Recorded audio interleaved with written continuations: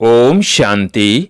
आज 14 नवंबर 2021 की अव्यक्त मधुर महावाक्य रिवाइज है 23 नवंबर 1989।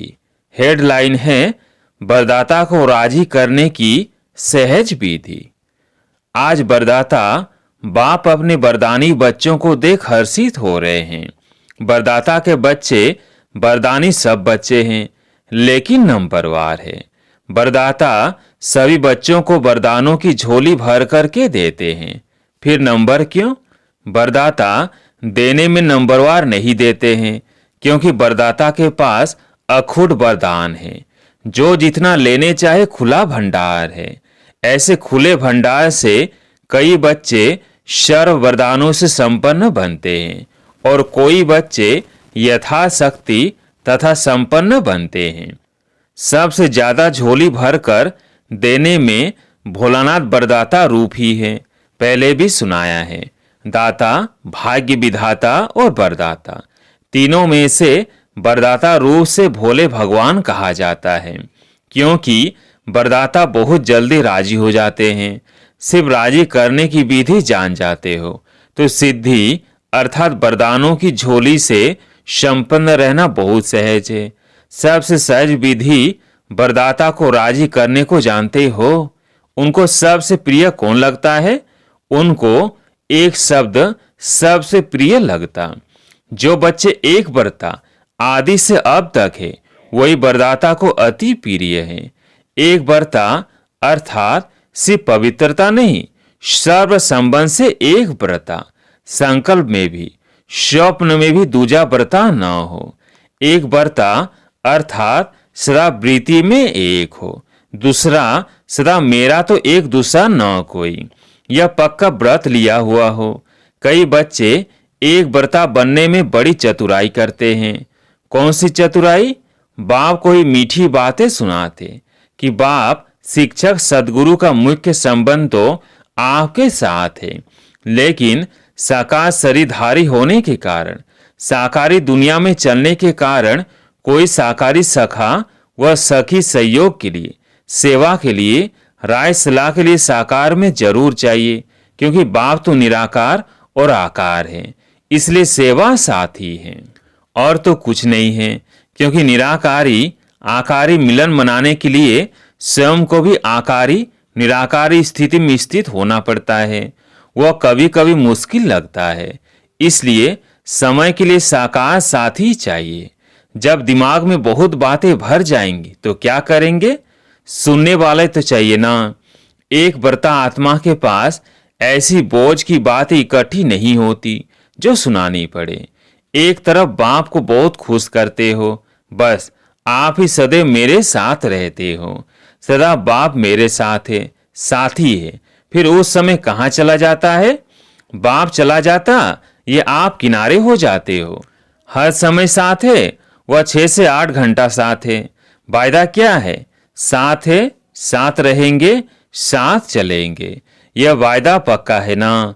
ब्रह्मा बाप से तो इतना वायदा है कि सारे चक्र में 7 पाठ बजाएंगे।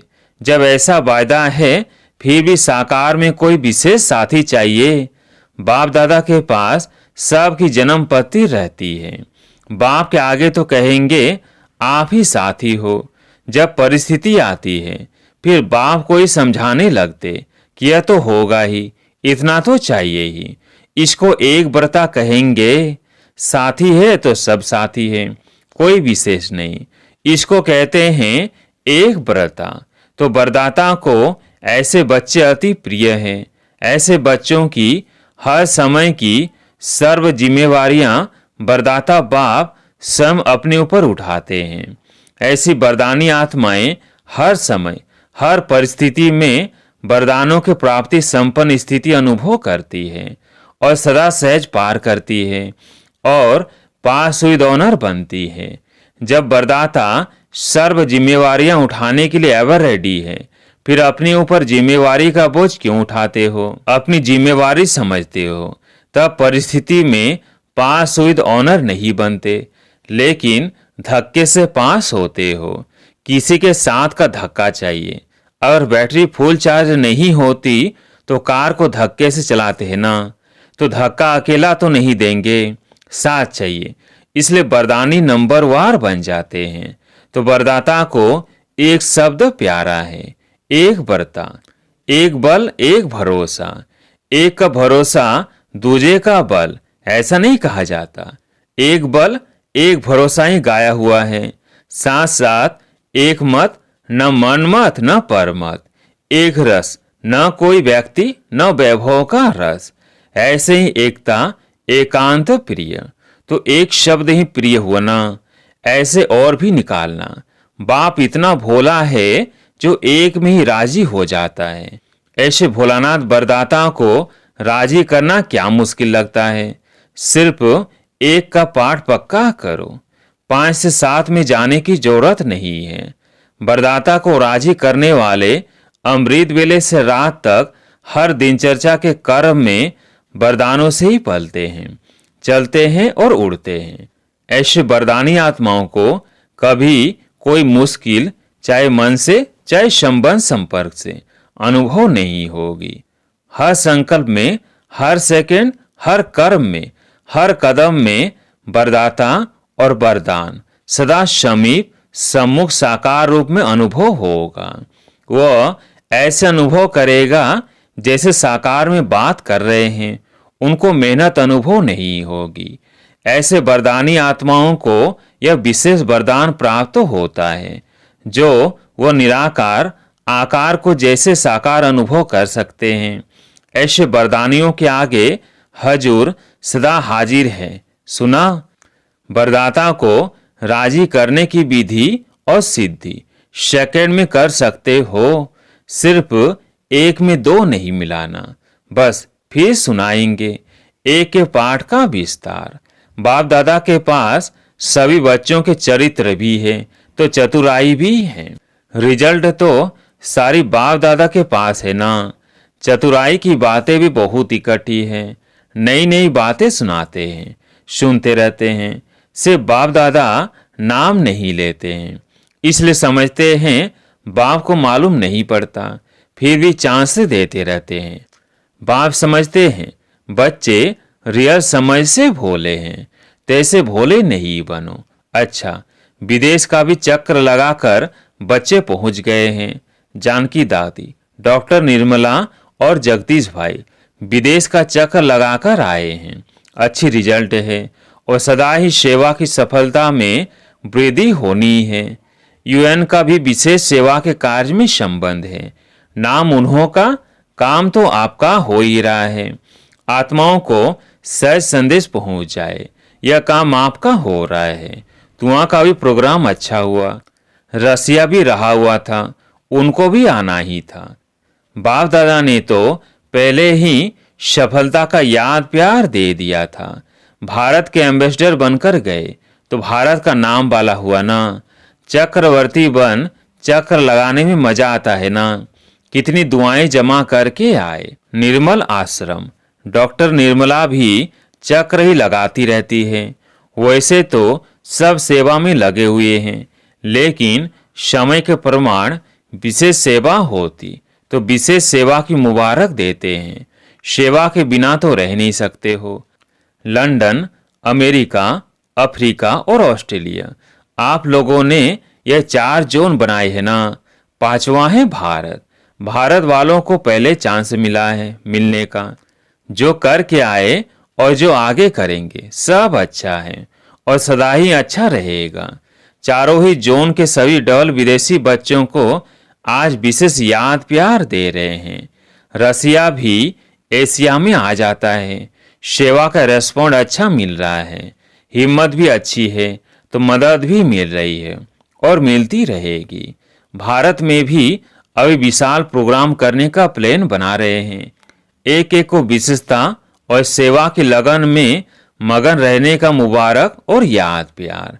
अच्छा, सर्व बच्चों को सदा सहज चलने की सिद्धि को प्राप्त करने को सहज युक्ति जो सुनाई, इसी विधि को सदा प्रयोग में लाने वाले प्रयोगी और सहज योगी सदा वरदाता के वरदानों से संपन्न वरदानी बच्चों को सदा एक का पाठ हर कदम में साकार स्वरूप में लाने वाले, सदा निराकार आकार बाप को साथ की अनुभूति से सदा साकार स्वरूप में हाजिर अनुभव करने वाले, ऐसे सदा वरदानी बच्चों को बाप दादा का दाता, भाग्य विधाता और वरदाता का याद, प्यार और नमस्ते। दादी जानकी से जितना सभी को बाप का प्यार बांटते हैं, उतना ही और प्यार का भंडार बढ़ता जाता है। जैसे हर समय प्यार की बरसात हो रही है, ऐसे ही अनुभव होता है ना। एक कदम में प्यार दो और बार बार प्यार लो। सबको प्यार ही चाहिए। ज्ञान तो सुन लिया है ना। तो एक ऐसे बच्चे हैं जिनको प्यार चाहिए और दूसरे हैं जिनको शक्ति चाहिए। तो क्या सेवा की? यही सेवा की ना। किसको प्यार दिया? बाप द्वारा। और किसको शक्ति बाप से दिलाई। ज्ञान के राजों को तो जान गए हैं। अभी चाहिए उन्हों में उमंग उत्साह सदा बना रहे। वो नीचे ऊपर होता है। फिर भी बाप दादा डल विदेशी बच्चों को आफरीन अर्थात शाबाश देते हैं। भिन्न धर्म में चले तो गए ना, भिन्न देश भिन्न रस्म, फिर भी चल रहे हैं और कई तो वारिस भी निकले हैं। अच्छा, महाराष्ट्र पुणे ग्रुप सभी महान आत्माएं बन गए ना। पहले सिर्फ अपने को महाराष्ट्र निवासी कहलाते थे, अभी स्वयं महान बन गए। बाप ने आकर हर एक बच्चे को महान बना दिया। विश्व में आपसे महान और कोई है? सबसे नीचे भारतवासी गिरे और उसमें भी जो 84 जन्म लेने वाली ब्राह्मण आत्माएं हैं वो नीचे गिरी। तो जितना नीचे गिरे उतना भी ऊंचा उठ गए। इसलिए कहते हैं ब्राह्मण अर्थात ऊंची चोटी। जो ऊंचाई का स्थान होता है उसको चोटी कहा जाता है। पहाड़ों की ऊंचाई को भी चोटी कहते हैं। तो यह खुशी है कि क्या से क्या बन गए। पांडवों को ज्यादा खुशी है या शक्तियों को? शक्तियों को, क्योंकि शक्तियों को बहुत नीचे गिरा दिया था। द्वापर से लेकर पुरुष तन ने ही कोई न कोई पद प्राप्त किया। धर्म में भी अभी अभी फीमेल्स भी महामंडलेश्वरियां बनी हैं। नहीं तो महामंडलेश्वर की गाए जाते थे। जब से बाप ने माताओं को आगे किया है तब से उन्होंने भी 2 से 4 मंडलेश्वरियां रख दी हैं। नहीं तो धर्म के कार्य में माताओं को कभी भी आसन नहीं देते थे। इसलिए माताओं को ज्यादा खुशी है। और पांडवों का भी गायन है। पांडवों ने जीत प्राप्त कर ली। नाम पांडवों का आता है नाम पांडवों का आता है, लेकिन पूजन ज्यादा शक्तियों का होता है।